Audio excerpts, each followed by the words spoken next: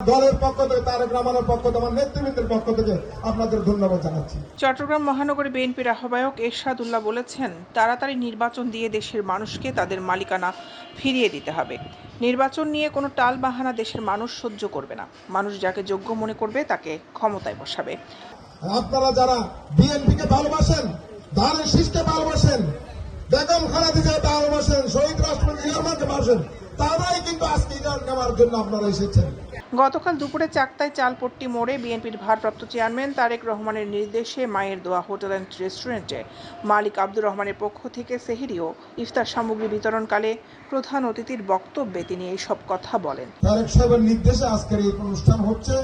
এই অনুষ্ঠানে আমাদের নুরুল হোসেন যে এগিয়ে এসেছেন, আমি মহানগর বিএনপির পক্ষ থেকে আমার পক্ষ থেকে তার ধন্যবাদ ও কৃতজ্ঞতা জানাচ্ছি। বক্সিরহাট ওয়ার্ড বিএনপি সভাপতি নূর হোসেন নুরুয়ের সভাপতিত্বে মিনহাজ উদ্দিন রনি ও আরিফুল ইসলাম আরিফের যৌথ পরিচালনায় অনুষ্ঠানে প্রধান বক্তা ছিলেন চট্টগ্রাম মহানগর বিএনপির যুগ্ম আহ্বায়ক হারুন জামান।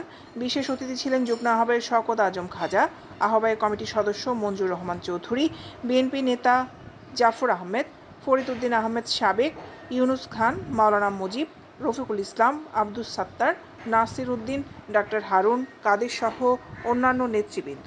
আজকে 17 বছর ছোট বড় হিসেবে আমি প্রতি বছর অনেক চেষ্টা করেছি আমাদের নেতাকর্মী বিএনপি নেতাকর্মীদের হাতে যাতে কিছু দিতে পারি। রোজা, দুঃসময় এবং করোনার সময়, বিশেষ করে আমরা করোনার সময় বিশাল আকারে আমরা ত্রাণ সামগ্রী নেওয়ার সময় আমাদের নেতাকর্মীদের কাছে দিয়েছি এবং এবার আল্লাহর ইচ্ছায় আমরা এই রোডে দিতে পারছি। তখন হয়তো আমরা চলে গিয়ে দিতে হয়েছে, বাসায় থেকে একজন করে দিতে হয়েছে।